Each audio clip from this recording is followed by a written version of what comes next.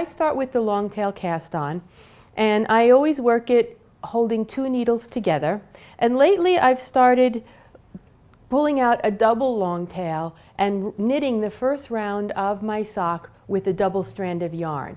And that just makes a really nice first round, gives it a little bit extra body without eliminating the stretch. So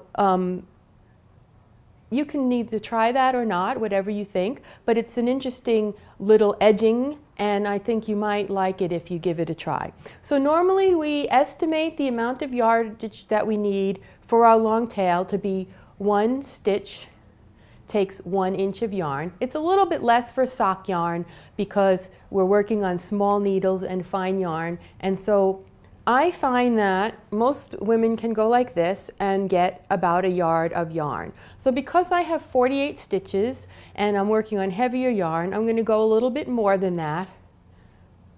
And then I'm going to pull out a bunch more and double that because I want to have enough left in my tail to knit my first round with a double strand of yarn. So I'll go ahead and show you how I do the long tail cast on. So it's a little bit different than what you might see in a lot of books. The first thing that I do that's different is I do not make a slip knot. And I think this is a really important thing for socks because you don't want to have a knot in the very beginning in the top edge of your sock. And most patterns call for a slip knot for starting the long tail cast on, and there's no way to remove that knot when you finish with the knitting. So I just start by putting the yarn over my 2 needles. The yarn that's attached to the ball is in the front and the tail of yarn is in the back.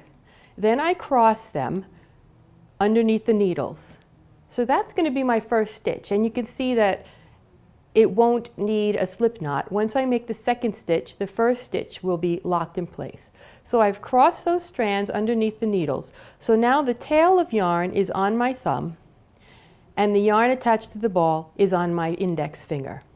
So I'm going to stretch those apart, and then I'm going to pull my needles down in front to make a V. And you see that I'm holding that first stitch in place with my index finger. And you have to hold that because there's no slip knot and you don't want it to just fall off. So then I'm going to make the first stitch, and you can see that it locks that loop in place. So now I have 2 stitches on the needle. Again, this is just a standard long tail cast on, except that I'm using 2 needles held together so that it's looser, and I started it without a slip knot. So I'm just going to go underneath the strand on my thumb and then go around and catch the strand on my forefinger and make a stitch. And I just keep doing that until I have the 48 stitches that I need for my sock. So I'll go ahead and cast this on, and then I'll join to knit in the round. And I'm going to knit the rest of my sock on double pointed needles. The whole sample sock that I'm making, I'm going to use double pointed needles. As you saw in some of the earlier lessons where we talked about the techniques, you can do everything in these socks with double pointed needles, 2 circulars, or 1 circular using the magic loop technique. Any of those techniques will be fine for making your pair of socks. And I've got a little recap on all of those techniques in the course material, so you can look it up if you have one that you like to use but you need a little refresher.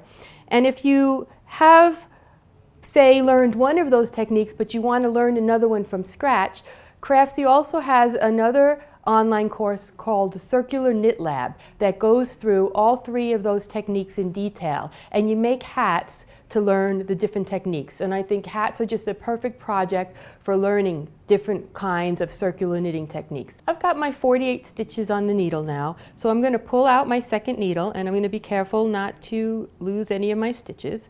And you can see that they're all neat and tidy, and it's a very even cast on, but it's not too tight. It can slide on the needle. So that's why I like to do it with 2 needles.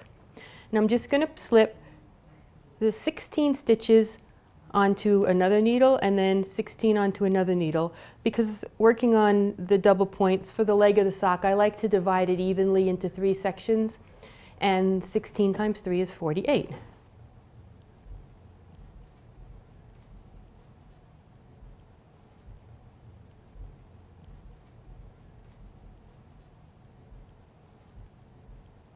You can see, even though it's loose, I can let go of needles when I'm not using them and nothing falls out.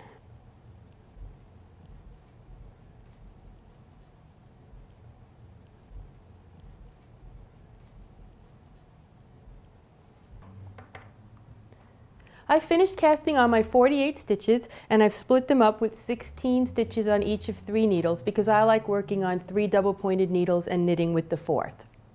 And when I join to knit in the round, I always knit the first stitch with the tail of yarn and the working yarn. But in this case, because I've pulled out my extra long tail, I'm going to knit the whole first round with the double strand of yarn. And then one benefit of that is I get a nice extra thick and strong edging on the top of my sock, because the top of a sock gets a lot of wear and tear getting stretched and pulling it over your heel.